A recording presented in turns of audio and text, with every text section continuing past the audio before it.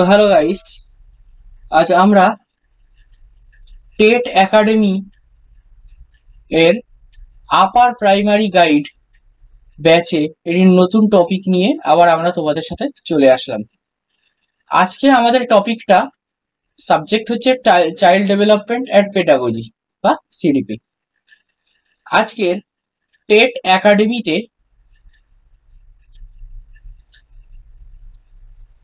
আমরা upper primary guide ব্যাচে যে জিনিসটা পড়বো সেটা হচ্ছে moral development theory of Kohlberg, অর্থাৎ কোহলবার্গের নৈতিক বিকাশ তত্ত্ব। এই যে ব্যক্তি ভদ্রলোক তোমরা দেখতে পাচ্ছ, এই ভদ্রলোকের নাম হচ্ছে কোহলবার্গ। তো ওই কোহলবার্গের নৈতিক বিকাশ তত্ত্বটা আজকে আমরা পড়ব, আলোচনা করব। আসছি আমাদের নেক্সট পেজে। তার আগে আমাদেরকে যেটা বলার, তোমাদের সবার উদ্দেশ্যে একটা কথা আমার বলার, সেটা হচ্ছে তোমরা যারা বাইরে থেকে আছো বা বাইরের ব্যাচ থেকে এবং আপার প্রাইমারি পরীক্ষার্থী বা আপার প্রাইমারি পরীক্ষার্থী নও বা প্রাইমারি পরীক্ষার্থী এবং এসএসসি এসএলএসটি পরীক্ষার্থী, তোমরা যারা আছো বাইরে থেকে আমার এই ভিডিওটা দেখছো, এখনো পর্যন্ত আমাদের টেট একাডেমি ব্যাচে জয়েন হওনি বা আমাদের স্বল্প মূল্যে যে আপার প্রাইমারি গাইড ব্যাচটা টেট একাডেমির পক্ষ থেকে লঞ্চ করা হয়েছে সেটাতে তোমরা এখনো পর্যন্ত জয়েন করনি, তারা খুব স্বল্প মূল্যে ওয়ান টাইম পেমেন্টের মাধ্যমে আমাদের upper primary guide ব্যাচটাকে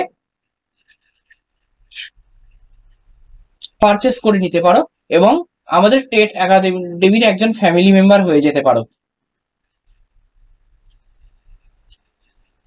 moral development theory of Kohlberg আজকে আমাদের টপিক। এই টপিকের ওপর আমরা প্রথম যে জিনিসটা পড়বো সেটা হচ্ছে, প্রথমে আমরা আসি ফার্স্ট পেজে। বলছে কোহলবার্গের নৈতিক বিকাশ তত্ত্ব, অর্থাৎ এই দার্শনিক কোহলবার্গ তিনি তার তত্ত্বে নৈতিক বিকাশের দিকটাকে গুরুত্ব দিয়েছিলেন বা নীতিকথা বা মোরাল ডেভেলপমেন্ট যেটা, সেই দিকটাকে তিনি গুরুত্ব দিয়েছিলেন। আসছি প্রথমে আমাদের এখানে কি বলতে চাইছে, দেখো নৈতিক বিকাশ। নৈতিক বিকাশটা কি হচ্ছে, যে শিশুরা বা শিশুর মনে ন্যায় অন্যায় উপকার অপকার প্রভৃতি নৈতিক অনুভূতিগুলির সক্রিয়তা করার প্রক্রিয়াকে শিশুর নৈতিক বিকাশ বলা হয়। অর্থাৎ শিশুর মনে যে ন্যায় অন্যায় উপকার অপকার প্রভৃতি যে নৈতিক অনুভূতিগুলি চলছে, এই যে নৈতিক অনুভূতিগুলি সেগুলি যে সক্রিয় করার প্রক্রিয়াকে, অর্থাৎ একটা শিশু তার মধ্যে প্রথমে কিন্তু নৈতিক কোনো জ্ঞান বা বোধ এগুলো কিন্তু থাকে না, কম থাকে, অর্থাৎ সুপ্ত অবস্থায় থাকে, সবই থাকে সুপ্ত অবস্থায় থাকে। সেইগুলোকে আমাদেরকে কি করতে হয়, সেইগুলোকে আমাদেরকে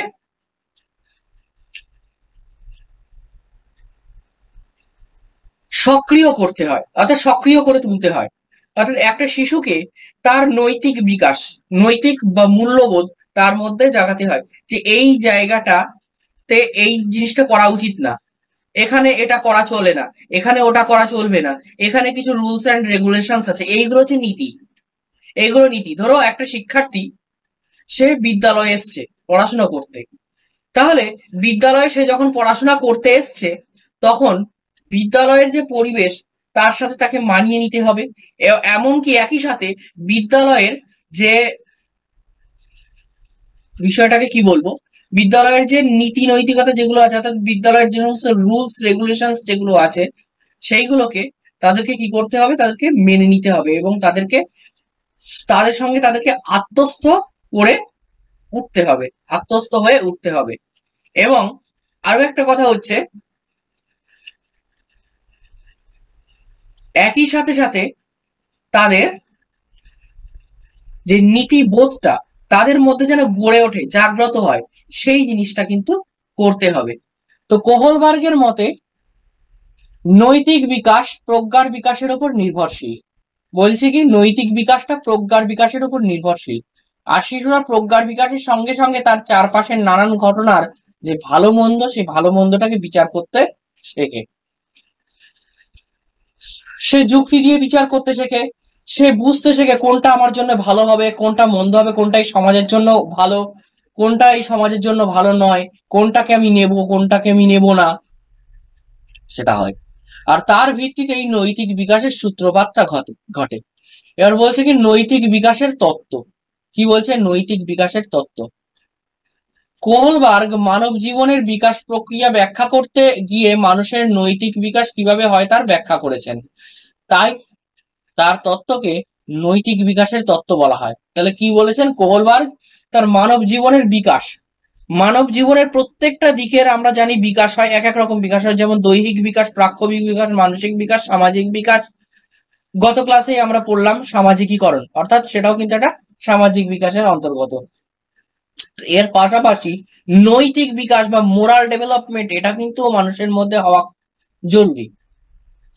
তো মানুষের এই নৈতিক বিকাশটা কিভাবে হয় সেটাকে ব্যাখ্যা করেছেন, তাই তার তত্ত্বকে নৈতিক বিকাশের তত্ত্বটাই বলা হয়। নৈতিক বিকাশ তত্ত্বটার ভিত্তিটা কি, অর্থাৎ নৈতিক বিকাশ তত্ত্ব কিসের উপর ভিত্তি করে গড়ে উঠেছে সেই জিনিসটা আমরা বলবো। মানুষ ও পরিবেশ পারস্পরিক ক্রিয়া প্রতিক্রিয়া। নৈতিক বিকাশ জ্ঞানমূলক বিকাশের ফলে সম্ভব হয়। মানুষ তার বহিরাচরণ, ওই আচরণের উদ্দেশ্য এবং ওই আচরণের অভ্যন্তরীণ প্রভাবের মধ্যে পার্থক্য করতে পারে। এই তিনটি ক্ষমতা মানুষের নৈতিক বিকাশে সহায়তা করে। এই তিনটি ক্ষমতা মানুষের নৈতিক বিকাশে সহায়তা করে। এবার হচ্ছে নৈতিক বিকাশ প্রক্রিয়ার উপাদান। নৈতিক বিকাশ প্রক্রিয়ার উপাদান অর্থাৎ নৈতিক তো বিকাশ প্রক্রিয়াটা তো আছে, তার উপাদানগুলোটা কি, অর্থাৎ কি কি উপাদানের সাহায্যে আমরা এই নৈতিক বিকাশ প্রক্রিয়াটাকে ঘটাতে পারি। দেখব প্রথম কথাটা হচ্ছে জ্ঞানমূলক বিকাশ। প্রথম কথাটা কি বলছি, জ্ঞানমূলক বিকাশ। আছে জ্ঞানমূলক দ্বন্দ্ব বা কগনিটিভ কনফ্লিক্ট। আর আর কি আছে, যে নির্দিষ্ট ভূমিকা গ্রহণের ক্ষমতা বা রোল টেকিং অ্যাবিলিটি। তাহলে জ্ঞানমূলক বিকাশ বা যেটা কগনিটিভ ডেভেলপমেন্ট, এই কগনিটিভ ডেভেলপমেন্ট বা জ্ঞানমূলক বিকাশ বিষয়টা কি, এই বিষয়টা আগে আমরা পড়বো, তারপরে আসবো জ্ঞানমূলক দ্বন্দ্বে, তারপরে আসবো নির্দিষ্ট ভূমিকা গ্রহণের ক্ষমতা। অর্থাৎ কগনিটিভ ডেভেলপমেন্ট বা জ্ঞানমূলক বিকাশ। আমরা প্রথমের দিকে আসি নৈতিক বিকাশের স্তরে। নৈতিক বিকাশের কিছু কিছু স্তর আছে, সেই সব স্তরে আসি। প্রথম যে স্তরটা রয়েছে সেটা হচ্ছে প্রাক প্রথাগত নীতিবোধের স্তর। প্রাক প্রথাগত নীতিবোধের স্তর। আর যেটা আসছে সেটা হচ্ছে প্রথাগত নীতিবোধের স্তর। আর যেটা আসছে তারপরে সেটা হচ্ছে উত্তর প্রথাগত নীতিবোধের স্তর। প্রাক প্রথাগত নীতিবোধের স্তর, এটা হচ্ছে প্রাক প্রাথমিক বা প্রি প্রাইমারি। এটা এটা আমাদেরকে যে প্রাইমারি যে লেভেল আছে, এই প্রাইমারি লেভেলটাতে এটা কিন্তু কাজে লাগে। কোন লেভেলে, আমি এখানে লিখে দিচ্ছি যে এটা যে প্রাইমারি লেভেলে কিন্তু কাজে লাগে। এটা প্রাক প্রথাগত। মানুষ যখন 4 থেকে 10 বছরের থাকে, অর্থাৎ কি মানুষ সাধারণত স্কুলে ভর্তি হয় 5 বা 5.5 বছর বয়সে, সেখান থেকে 10-11 বছর কিন্তু সে তার প্রাইমারি স্টেজে কাটায়, অর্থাৎ প্রাথমিক স্কুলে। তারপরে সে যায় হাই স্কুল। কোথায় যায়, হাই স্কুল। এই হাই স্কুলে যেতে হচ্ছে তার যে মানে যে জিনিসটা তৈরি হচ্ছে সেটা হচ্ছে প্রথাগত নীতিবোধের স্তর। তাহলে এটা হচ্ছে হাই স্কুল বা এটা হচ্ছে আপার প্রাইমারি। এটা আপার প্রাইমারি। তাহলে প্রথাগত নীতিবোধের স্তরটা কোথায় আসে, এটা সাধারণত আপার প্রাইমারির ক্ষেত্রে আসে। এরপর আসছি উত্তর প্রথাগত নীতিবোধের স্তর। তাহলে উত্তর প্রথাগত নীতিবোধের স্তরটা কি বলছে, যে এটা হচ্ছে 13 বছরের ঊর্ধ্বে। মানে এই সময় একটা ছেলে বা মেয়ে সে কি হয়ে যায়, ক্লাস 13 বছরের উপরে, মানে ক্লাস 8, 9, 10, 11, 12 এই জাতীয়। তাহলে এটা হচ্ছে হায়ার সেকেন্ডারি, এই সরি সেকেন্ডারি বা হায়ার সেকেন্ডারি। এটা হচ্ছে তাহলে তোমার সেকেন্ডারি। কি বলছি, এটা সেকেন্ডারি। ভালো করে সবাই একটু বুঝে নেবে বয়সের জিনিসটা। আসছি এবারে আমরা এক একটা জিনিস নিয়ে আলোচনা করব, এক একটা কথা নিয়ে আমরা আলোচনাটা করব। সবার আগে আমরা এই জায়গাটাতে যাওয়ার আগে কয়েকটা জিনিস আমরা একটু দেখে নিই। আসি প্রথম প্রাক প্রথাগত নীতিবোধের স্তরগুলো সম্পর্কে। স্তরগুলো সম্পর্কে একটা সামারাইজেশনও করা আছে। এরপরে এরপরে আমরা হচ্ছে এখানে আসব। অর্থাৎ কি, প্রাক প্রথাগত বা সংস্কার নীতিবোধের স্তর। তাহলে প্রাক প্রথাগত নীতিবোধের স্তরকে কি বলা হয়? সংস্কার নীতিবোধের স্তর। এটা কত সাল থেকে কত সাল পর্যন্ত? 4 থেকে 10 বছর বয়স পর্যন্ত হয়। এবার যে সামঞ্জস্যহীন নীতিবোধ, এই সময় মানুষের যে নীতিবোধটা থাকে সেটা কিন্তু সামঞ্জস্যহীন, অর্থাৎ তাদের কোনো সামঞ্জস্য থাকে না। এটা কি হয়? এটা যে শাস্তি আর পুরস্কারের দ্বারা নিয়ন্ত্রিত। অর্থাৎ সে বা একটা ছেলে বা একটা মেয়ে দেখছে যে এই একটা ছেলে বা আমারই সহপাঠী সে এই কাজটা করেছে বলে তাকে মার খেতে হয়েছে বা তাকে কান ধরে দাঁড়িয়ে রাখতে হয়েছে বাইরে, কিন্তু আরেকজন সে এই কাজটা করেছে, মানে আরেকটা কাজ করেছে, সেটার জন্য তাকে শাবাশি দেওয়া হলো, তাকে পিঠ চাপড়ে দেওয়া হলো, তাকে পুরস্কৃত করা হলো। অর্থাৎ কি, তার মধ্যে থেকে ওই শিক্ষার্থীরা বুঝতে পারবে, আচ্ছা তার মানে এই কাজগুলো করা ভালো, এই কাজটা করা খারাপ, তাহলে এই কাজটা আমি করব, এই কাজটা আমি করব না। এই যে কোন কাজটা করা উচিত আর কোন কাজটা করা উচিত না, এই যে নীতিবোধটা জন্মানো, এই নীতিবোধটা জন্মানোটা কিসের দ্বারা নিয়ন্ত্রিত হলো? শাস্তি আর পুরস্কারের দ্বারা নিয়ন্ত্রিত হলো। এটা হচ্ছে সামঞ্জস্যহীন, কিন্তু অর্থাৎ এটা কিন্তু সেই মানুষটা কিন্তু জানে না, অর্থাৎ সামঞ্জস্যপূর্ণ কিন্তু নয়, এটা কিন্তু সামঞ্জস্যতাহীন। এটা সাধারণত শাস্তি আর পুরস্কারের দ্বারা নিয়ন্ত্রিত হয়। এরপর কি কোথায় আসছে? ব্যক্তিকেন্দ্রিক নীতিবোধ। ব্যক্তিকেন্দ্রিক নীতিবোধে আমরা কি বলছি? যেটা হচ্ছে আত্মকেন্দ্রিকতার দ্বারা নিয়ন্ত্রিত। এটা কি বললাম? আত্মকেন্দ্রিকতার দ্বারা নিয়ন্ত্রিত। এটা একটা মানুষ বা একটা শিশু যখন আত্মকেন্দ্রিক থাকে, অর্থাৎ একটা শিশু সে যখন শৈশব অবস্থায় সে তো নিজের নিজের মনের মধ্যেই বিরাজ করে, অর্থাৎ সে নিজের মনের রাজ্যে সে নিজেই রাজা, সে নিজের মনের মধ্যেই সে বিরাজ করছে। তাহলে তার আত্মকেন্দ্রিকতার দ্বারা নিয়ন্ত্রিত যে নীতিবোধ, সে অর্থাৎ সে যদি মনে করে যে এই কাজটা করছে, এই কাজটা ভালো, এই কাজটা করছে, এই কাজটা খারাপ, এইটা ভালো, এটা খারাপ, ওটা ভালো, এটা খারাপ, এইরকম যে জিনিসটা, এটা কিন্তু ব্যক্তিকেন্দ্রিক। এটা কিন্তু একটা ব্যক্তি তো ব্যক্তি বা ম্যান টু ম্যান বা চাইল্ড টু চাইল্ড ভ্যারি করে এটা। এরপরে কথা হচ্ছে প্রথাগত বা সংস্কার প্রভাবিত নীতিবোধের স্তর। তো প্রথাগত বা সংস্কার প্রভাবিত নীতিবোধের স্তরটা কি? এটা 10 বছর বয়স থেকে 13 বছর বয়স পর্যন্ত হয়। কোথা থেকে? 10 বছর বয়স থেকে 13 বছর বয়স পর্যন্ত। প্রত্যাশামূলক নীতিবোধ। প্রথমতে কি আসছে? প্রত্যাশামূলক নীতিবোধ।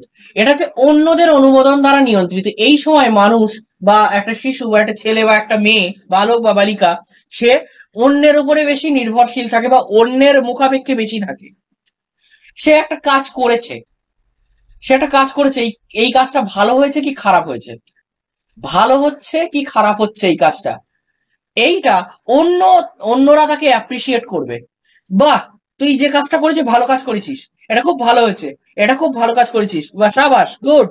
এই যে জিনিসটা, এটা এই অন্যদের অনুমোদন, মানে অন্যান্যরা এই জিনিসটাকে অনুমোদন দিচ্ছে, সেই জিনিসটা নিয়ন্ত্রিত। তাহলে বোধহয় আমি খুব ভালো কাজ করেছি। তাহলে এইটা যে প্রত্যাশামূলক নীতিবোধ, অর্থাৎ আমি একটা কাজ করেছি, সেই কাজটা আমার প্রত্যাশা অনুযায়ী ঠিকঠাক হয়েছে কিনা, বা আমার যে নীতিবোধ, সেই সেই নীতিবোধ অনুযায়ী, মানে মানে প্রত্যাশামূলক যে, মানে এই যে নীতিবোধটা আমার যেটা তৈরি হয়েছে, সেটা অপরের প্রতি প্রত্যাশা থেকে। অপরেরা মানে অন্যান্য ছেলে মেয়েরা এটাকে বলেছে ভালো, তাহলে এটা ভালো, আর যদি অন্যান্যরা বলে এটা খারাপ, তাহলে এটা খারাপ, এরকম। তারপরে কথা হচ্ছে সমাজ নিয়ন্ত্রিত আর বিবেক নিয়ন্ত্রিত নীতিবোধ। কোনটাকে বলা হচ্ছে সমাজ নিয়ন্ত্রিত আর কোনটাকে বলা হচ্ছে বিবেক নিয়ন্ত্রিত? তাহলে সমাজ নিয়ন্ত্রিত কোনটা, বিবেক নিয়ন্ত্রিত কোনটা? এটা হচ্ছে আইন। আইন মানে যেটা হচ্ছে সমাজ দ্বারা স্বীকৃত, অর্থাৎ আইন বা রুল, এটা সমাজের যে নীতি, সমাজ যেভাবে চলে, সমাজের যে আইন, সেইটা কোন কথা বলছে। তুমি যে কাজটা করেছো সেটা সমাজের আইনের মোতাবেক না সমাজের আইনের বিরুদ্ধে গিয়ে। সমাজ দ্বারা স্বীকৃত যে আইন, এটা কিন্তু সেই আমরা সুপ্রিম কোর্ট বা হাইকোর্ট এইসবের আইনের কথা বলছি না। প্রত্যেকটা সমাজ, প্রত্যেকটা মানুষ যে সমাজে বাস করে, সেই সমাজের একটা স্বঘোষিত নীতি, আদর্শ বা আইন এগুলো আছে। তোমার বিবেক কি বলে? আর একটা বিবেক নিয়ন্ত্রিত মানে কি, তোমার বিবেক কি বলছে যে এটা এটা যে এই যে কাজটা তুমি করলে এই কাজটা ভালো না এই কাজটা খারাপ, ঠিক আছে? তাহলে এইটাও কিন্তু বিবেক নিয়ন্ত্রিত। আর একটা কি সমাজ নিয়ন্ত্রিত নীতিবোধ, যেটা হচ্ছে আইন, যেটা সমাজ দ্বারা স্বীকৃত সেরকম একটা আইন বা নিয়ম সেটা দ্বারা নিয়ন্ত্রিত। আর একটা কি বলছে, উত্তর প্রথাগত নীতিবোধের স্তর। উত্তর প্রথাগত মানে কি, যেটা হচ্ছে প্রথাগত স্তরের উপরে, যেটা মানুষ ক্লাস 9, 10, 11, 12 বা সেকেন্ডারি হায়ার সেকেন্ডারি লেভেলে যখন পড়ে সেই সময় মানুষের মধ্যে কিন্তু এই নীতিবোধটা জাগ্রত হয়। এর স্তরটা কি, সামাজিক চুক্তি নিয়ন্ত্রিত নীতিবোধ, যেটা যুক্তির দ্বারা নিয়ন্ত্রিত। আসছি সার্বজনীন নীতিবোধ, যেটা বিবেক দ্বারা নিয়ন্ত্রিত। তাহলে সামাজিক চুক্তি দ্বারা নিয়ন্ত্রিত নীতিবোধ, যেটা হচ্ছে যুক্তি। যুক্তি আমরা কি বলছি, একটা যুক্তি দেখানোর চেষ্টা করছি, সে আরেকটা যুক্তি দেখানোর চেষ্টা করছে পাল্টা যুক্তি। বা আমার যুক্তিটাকে সে যখন খণ্ডন করতে পারছে না তখন আমার যুক্তিটাকে সে মেনে নিচ্ছে। এইটা হচ্ছে সামাজিক যুক্তি নিয়ন্ত্রিত নীতিবোধ। সমাজে কোন যুক্তিটা চলছে, সমাজে কোন যুক্তিটা চলে, সেই যুক্তিভিত্তিক কথাবার্তা যেখানে হচ্ছে সেটা হচ্ছে যুক্তির দ্বারা নিয়ন্ত্রিত। কি বললাম, সেটা যুক্তির দ্বারা নিয়ন্ত্রিত। অর্থাৎ আমি যে এই কাজটা করেছি, কেউ একজন আমাকে অপোজ করতে এলো, বলো ওই কাজটা তুই করেছিস, এই কাজটা তুই ঠিক করিসনি, এই কাজটা তুই ঠিক করলি না। আমি তারপরে তাকে একটা দুটো কি দেখালাম, যুক্তি দেখালাম, যুক্তি দিলাম। সে প্রথম প্রথম হয়তো তার কয়েকটা যুক্তি সে আমার সামনে খাড়া করার চেষ্টা করলো। আমি যে যুক্তিগুলো পাল্টা দিলাম সেই যুক্তিগুলোর সামনে তার ওই যুক্তিগুলো ধোপে টিকলো না। তাহলে এইটাই হচ্ছে, তখন কি করলো সে, আমার যে যুক্তিগুলোকে সেটাকে মেনে নিতে বাধ্য হলো।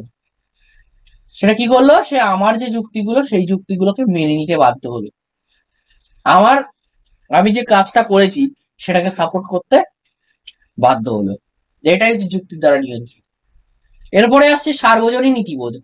সার্বজনীন নীতিবোধ মানে কি, সবাই সবাই যে জিনিসটা চলে, অর্থাৎ সমাজে সাথে তাল মিলিয়ে চলতে গেলে সবাই যে জিনিসটা বা যে নীতি, যে নিয়ম যেটাকে মেনটেন করে চলছে, তোমাকেও সেই নিয়মটাকে মেনটেন করে চলতে হবে, এইটা হচ্ছে কথা। তাহলে এইটা হচ্ছে সার্বজনীন নীতিবোধ। এটা কি, মানুষের বিবেক দ্বারা নিয়ন্ত্রিত। একটা মানুষের বিবেক এক এক রকম, সেটা দ্বারা নিয়ন্ত্রিত। আসছি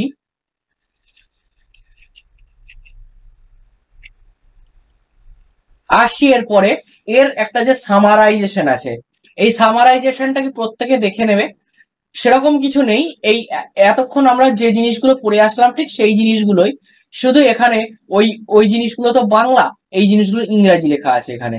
তাহলে ইংরাজি বাংলা আমরা দুটোর সঙ্গেই অভ্যস্ত হব। Kohlberg's level of stages of moral, levels and stages of moral, এটা কি বলছে, প্রি কনভেনশনাল। স্টেজ 1 কি বলছে, পানিশমেন্ট অ্যান্ড অবিডিয়েন্স ওরিয়েন্টেশন। তাহলে আমরা প্রথমেই যেটা বললাম সেটা হচ্ছে শাস্তি পুরস্কারের দ্বারা নিয়ন্ত্রিত। স্টেজ 2 কি বলছে, ইনস্ট্রুমেন্টাল ইনস্ট্রুমেন্টাল রিলেটিভিস্ট ওরিয়েন্টেশন, মানে এটা কি আত্মকেন্দ্রিকতার দ্বারা নিয়ন্ত্রিত। আর এবার হচ্ছে কনভেনশনাল লেভেল। কনভেনশনাল লেভেল কি বলছে, যে এটা হচ্ছে ইম্পার্সোনাল কনকর্ডেন্স ওরিয়েন্টেশন, ইন্টারপার্সোনাল কনকর্ডেন্স ওরিয়েন্টেশন। এটা কি, এটা যে অন্যদের অন্যদের যে অনুমোদন, অর্থাৎ অন্যান্যরা কি বলছে, অন্যান্যরা সাবাসী দিচ্ছে না অন্যান্যরা বাজে বলছে, সেই জিনিসটা দ্বারা নিয়ন্ত্রিত। এরপর কি হচ্ছে, law and order orientation. Law and অর্ডারটা কোথায় দেখা যায়, ওই যে সমাজ বা সমাজ স্বীকৃত যে আইন, সেখানে আছে ল অ্যান্ড অর্ডার, সেই ল অ্যান্ড অর্ডার ওরিয়েন্টেশন। আচ্ছা পোস্ট কনভেনশনাল, পোস্ট কনভেনশনালে কি বলছে, স্টেজ 5, যেটা হচ্ছে সোশ্যাল কন্ট্রাক্ট লিগালিস্টিক ওরিয়েন্টেশন। আর একটা কি বলছে, স্টেজ 6, যেটা হচ্ছে ইউনিভার্সাল এথিক্যাল প্রিন্সিপাল ওরিয়েন্টেশন। আসছি আমরা নেক্সট, এই যে লেভেল 1। এখানে এখানে তোমাদেরকে কিছু থিওরি দিয়ে দেখা এবং কিছু ছবি দিয়ে দেখানো হয়েছে। বলছে কি লেভেল 1 এটা হচ্ছে প্রি কনভেনশনাল, তোমরা সবাই দেখতে পাচ্ছ এটা প্রি কনভেনশনাল। এটা কি বলছে, অ্যাভয়েডিং পানিশমেন্ট, অর্থাৎ পানিশমেন্ট কে এড়াতে বা শাস্তিকে এড়াতে। আর হচ্ছে সেলফ ইন্টারেস্ট, বা যেটা হচ্ছে আত্মকেন্দ্রিকতার দ্বারা নিয়ন্ত্রিত। আর এটা হচ্ছে গুড বয় অ্যাটিটিউড। লেভেল 2 বা কনভেনশনালে যেটা আসছে সেটা হচ্ছে গুড বয় অ্যাটিটিউড। অন্যান্যরা যেটাকে বলছে ভালো, অন্যরা আর 5জন লোক যেটাকে দেখে বলছে ভালো, সেইটাকে তোমাকে দেখে বলতে হবে। তাহলে এইটা হচ্ছে একটা গুড বয় অ্যাটিটিউড। এর আরেকটা হচ্ছে law and order morality. Law and order মানে কি, এটা হচ্ছে সামাজিক আইন দ্বারা নিয়ন্ত্রিত যে মোরালিটি। আর যে লেভেল 3 যেটা হচ্ছে পোস্ট কনভেনশনাল, সেটা হচ্ছে কি এই যে সোশ্যাল কন্ট্রাক্ট। সোশ্যাল কন্ট্রাক্ট মানে যেটা হচ্ছে সামাজিক যে রীতিনীতি নিয়ম বিধি যেটা আছে সেটা হচ্ছে, আর এটা প্রিন্সিপাল যেটা হচ্ছে মানুষের বিবেক নিয়ন্ত্রিত সার্বজনীন নীতি। আর এটা সোশ্যাল কন্ট্রাক্ট মানে সামাজিক চুক্তি, সামাজিক চুক্তি দ্বারা নিয়ন্ত্রিত। আর প্রিন্সিপালটা হচ্ছে মানুষের বিবেক, সামাজিক বিবেক, সেটা দ্বারা নিয়ন্ত্রিত, সার্বজনীন বিবেক দ্বারা নিয়ন্ত্রিত। একই কথাই এখানে লেখা আছে স্টেজেস অফ মোরাল ডেভেলপমেন্ট। এর মধ্যে কি আছে, প্রিন্সিপাল আর সোশ্যাল কন্ট্রাক্ট যে দুটো আছে এই post conventional. Law and order mentality and good boy attitude কোথায় আছে, এটা হচ্ছে কনভেনশনাল, যেটা হচ্ছে 8 থেকে 13 এজ। তাহলে এইটা আসছে সবার লাস্ট, যেটা আসছে অ্যাডাল্টহুডে, এটা পোস্ট কনভেনশনাল মানে উত্তর প্রথাগত, কনভেনশনাল মানে প্রথাগত। আর আসছে একদম নিচের লেভেল হচ্ছে প্রি কনভেনশনাল বা এটা হচ্ছে প্রাক প্রথাগত, যেটা হচ্ছে 3 থেকে 7 বছর বয়স পর্যন্ত। এই বয়সের হিসাবগুলো মনে রাখতে হবে, এটা 3 থেকে 7 বছর বয়স পর্যন্ত। এখানে হচ্ছে একটা শাস্তি আর পুরস্কার দ্বারা নিয়ন্ত্রিত, যেটা হচ্ছে অ্যাভয়েডিং পানিশমেন্ট। সেলফ ইন্টারেস্ট মানে হচ্ছে আত্মকেন্দ্রিকতা, নিজের যেটা স্বার্থে ভালো লাগবে সেটা করব। তারপরে হচ্ছে গুড বয় অ্যাটিটিউড, যেটা হচ্ছে গুড বয় অ্যাটিটিউড যে অন্যান্যরা সাবাসী দিচ্ছে, অন্যান্যদের অনুমোদনে পেয়ে আমি যেটা গুড বয় বা ভালো ছেলের মতো যে অ্যাটিটিউডটা করছি সেইটা। ল অ্যান্ড অর্ডার মোরালিটি, এটা হচ্ছে সামাজিক যে আইন বা সামাজিক যে নীতি নির্দেশনা সেটার উপর নিয়ন্ত্রিত। আর কি বলছে, social contract, social contract contract. এবার এবার কি বলছে, নৈতিক বিকাশের শিক্ষাগত তাৎপর্য। নৈতিক বিকাশের শিক্ষাগত তাৎপর্যটা আমরা দেখব। জ্ঞানমূলক দ্বন্দ্বের কারণে নৈতিক বিকাশ সৃষ্টি হয়।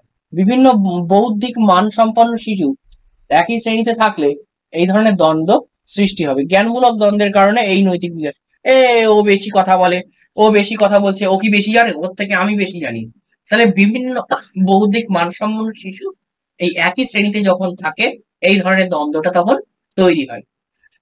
আবার যারা একটু কম বৌদ্ধিক মান সম্পন্ন বা বৌদ্ধিক মান সম্পন্ন মানে যাদের বুদ্ধিবৃত্তি বা আইকিউ লেভেল যেটাকে বলে সেটা একটু কম, এই বাবা ওরা কত বোঝে, ওরা সবকিছু বলছে, ওরা সবকিছু উত্তর দেওয়ার চেষ্টা করছে, আমরা বাবা পারবো না, আমরা তাহলে চুপ করে থাকি।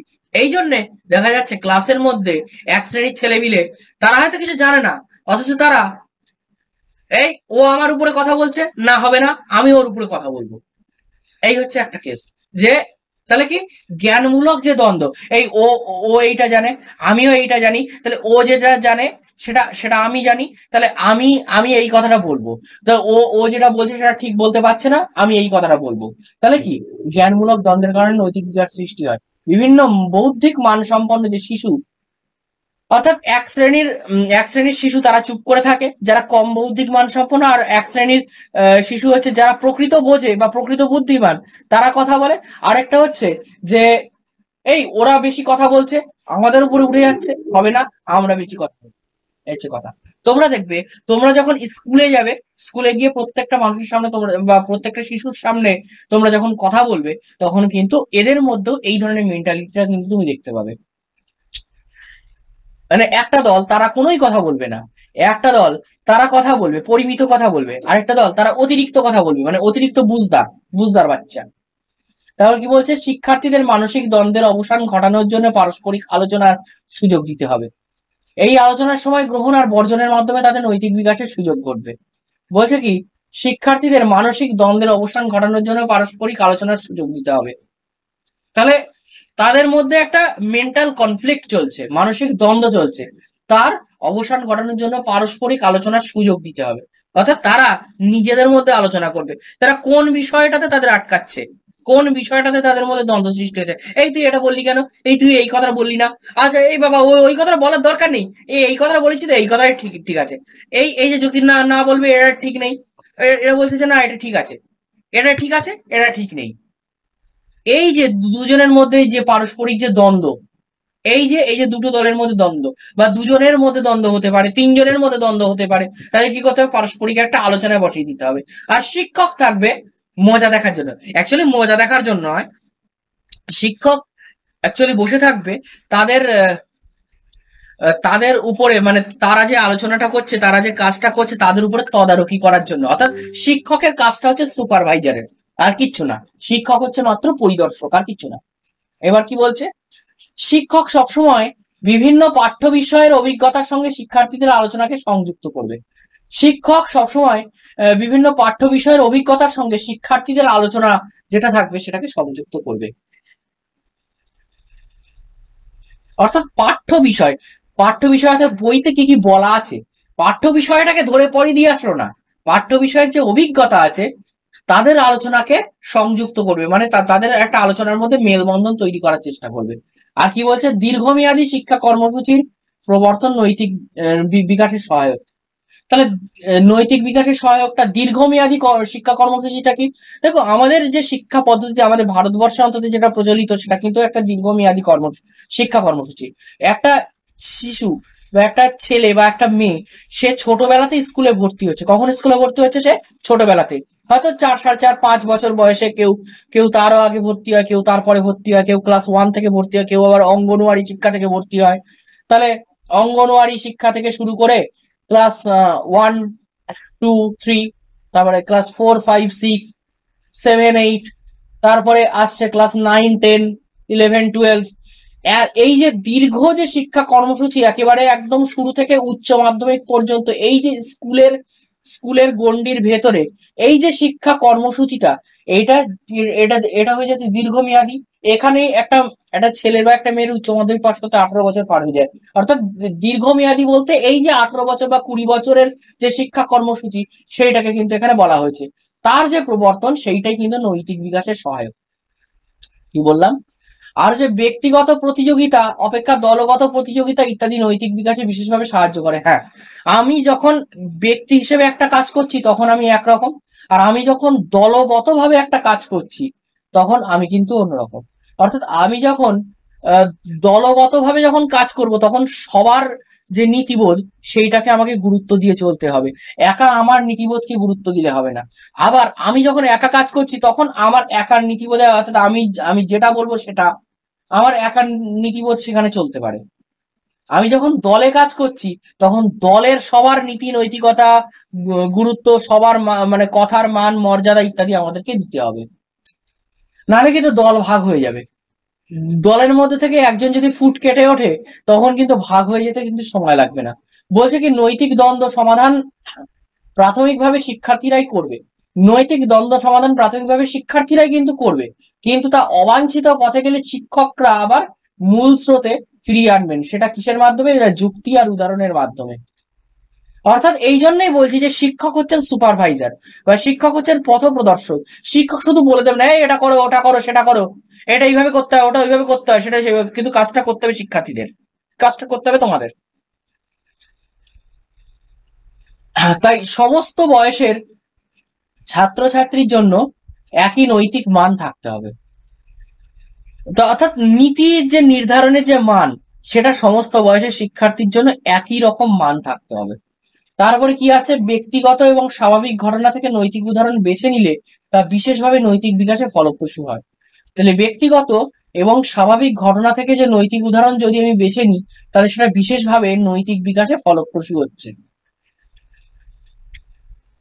এবার আমরা একটু কোশ্চেন সেশনে আসবো, তার আগে আর একবার একটু কয়েকটা জিনিস বলে নিই। তাহলে সামাজিক চুক্তি নিয়ন্ত্রিত নীতিবোধ কি কি বলছে, যেটা হচ্ছে এই স্তর যুক্তির দ্বারা নিয়ন্ত্রিত এবং সামাজিক দায়বদ্ধতার উপর ভিত্তি করে যুক্তিগত চিন্তার দ্বারা নৈতিকতার প্রকাশ ঘটায়। আর সার্বজনীন নীতিবোধ কি বলছে, এই স্তরে নৈতিক আচরণের ক্ষেত্রে বিবেক খুব সক্রিয় হয়, সকলের কল্যাণ হয় এমন নীতিবোধ। এর জন্য প্রয়োজন হয় বিমূর্ত চিন্তন ক্ষমতা। বিমূর্ত চিন্তন ক্ষমতা কিন্তু এই উত্তর প্রথাগত স্তর বা উত্তর প্রথাগত যে নীতিবোধের স্তর সেই ক্ষেত্রে কিন্তু খাটে, অন্যান্য জায়গায় কিন্তু খাটে না। এই 13 বছরের ঊর্ধ্বে, 13 বছরের ঊর্ধ্বে যারা, এরা কিন্তু যুক্তির দ্বারা একটা নীতিকে গ্রহণ করে। আমি যে একটা নীতিকে গ্রহণ করছি, আমি কোন যুক্তিতে গ্রহণ করছি, আমি কেন গ্রহণ করছি, কেন আমি ওই নীতিটা মানবো, এই যে যুক্তি, এই যুক্তিবোধ এটা কিন্তু এই 13 বছরের ঊর্ধ্বে কিন্তু কার্যকরী হয়। আবার আসছি প্রাক প্রথাগতর ক্ষেত্রে, যেটা হচ্ছে সামঞ্জস্যহীন নীতিবোধ, আর হচ্ছে যেটা ব্যক্তিকেন্দ্রিক নীতিবোধ, সেটা কি কি বলছে, স্টেজ অফ ইন্ডিভিজুয়ালিস্ট মোরালিটি, আর এটা হচ্ছে স্টেজ অফ হেটারোনমাস মোরালিটি। তাহলে ওই সেই প্রথম যেটা বলেছিলাম যে শিশুরা ভালো মন্দ বিচার করে শাস্তি আর পুরস্কার দ্বারা, শাস্তি এড়ানোর জন্য সে ব্যক্তিগত চাহিদা পরিতৃপ্তির জন্য সে নৈতিক আচরণ করে, ভালো মন্দের নিজস্ব জ্ঞানের জন্য নয়। এবার কি বলছে যে এই স্তরে শিশুর যে নৈতিক আচরণ সেটা তার নিজস্ব চাহিদা দ্বারা নিয়ন্ত্রিত, অর্থাৎ আমার পক্ষে যেটা ভালো, আমার স্বার্থে যেটা ভালো, যেটা কাজে লাগবে, চাহিদা তৃপ্তির জন্য যে ধরনের আচরণ করা প্রয়োজন শিশু তাই করে। আত্মকেন্দ্রিক নীতি বোধের বিকাশ আর নীতিবোধের সংঘাত দেখা দেয়। আসছি আমাদের একটু কতগুলো কোশ্চেন সেশনে আসবো এবার। কোশ্চেন সেশন অর্থাৎ কতগুলো কোশ্চেন পত্র কি আসছে, কি বলছে যে নিচের ধাপগুলোর মধ্যে কোনটি সঠিক নয়, নিচের ধাপগুলোর মধ্যে কোনটি সঠিক নয় সেটা আমরা একটু দেখব। বলছে কি ফর্মাল অপারেশনাল স্টেজ 11 থেকে যেটা 15 বছর, যেটা হচ্ছে সেন্সরি মোটর স্টেজ যেটা হচ্ছে 3 বছর থেকে 7 বছর, কংক্রিট অপারেশনাল স্টেজ যেটা হচ্ছে 7 বছর থেকে 11 বছর, প্রি অপারেশনাল স্টেজ যেটা 2 থেকে 7 বছর। এটা কোনটা হবে? এটা হচ্ছে সেন্সরি মোটর স্টেজটা হচ্ছে একদম প্রথম স্তর, এটা আমরা সবাই জানি, এটা হচ্ছে একদম প্রথম স্তর, সংবেদন সঞ্চালনমূলক স্তর, এটা কিন্তু 3 থেকে 7 বছর হয় না। মূর্ত সক্রিয়তার স্তর সেটা 7 থেকে 11 বছর। আচ্ছা, প্রাক সক্রিয়তার স্তর বা যেটা প্রি অপারেশনাল স্টেজ সেটা হচ্ছে 2 থেকে 7 বছর বয়স পর্যন্ত। আমরা একটু উত্তরটা দেখে নেবো। আমরা এখানে যে উত্তরটা হবে সেটা হচ্ছে সেন্সরি মোটর স্টেজ, যেটা এই যে জিনিসটা, এই জিনিসটা ঠিক নয় এখানে। অর্থাৎ কি নিচের ধাপগুলোর মধ্যে কোনটি সঠিক নয়, বাদ বাকি সবকটাই সঠিক, শুধু এইটাই সঠিক নয়, তাহলে এটা ভুল আছে আমাদের। অর্থাৎ 3 থেকে 7 বছর পর্যন্ত এটা কিন্তু সেন্সরি মোটর স্টেজ নয়, এটা কি, এটা হচ্ছে 2 থেকে 7 বছর পর্যন্ত pre operational stage. Sensory motor stage বা সেন্সরি মোটর স্টেজ তারও আগে, সদ্যজাত স্তর থেকে 2 বছর বয়স পর্যন্ত। নিচে এবার হচ্ছে আসছি কোহলবার্গের থিওরি অফ ডেভেলপমেন্ট কিসের সাথে সম্পর্কিত, এটা আমরা সবাই পড়লাম এক্ষুনি, নৈতিক বিকাশের সাথে সম্পর্কিত এটা। এবার কি বলছি যে কোহলবার্গের থিওরি অফ ডেভেলপমেন্ট কিসের সাথে সম্পর্কিত, তাহলে আমরা কি বলছি, নৈতিক বিকাশ, এটা উত্তরটা দেখে নিলাম।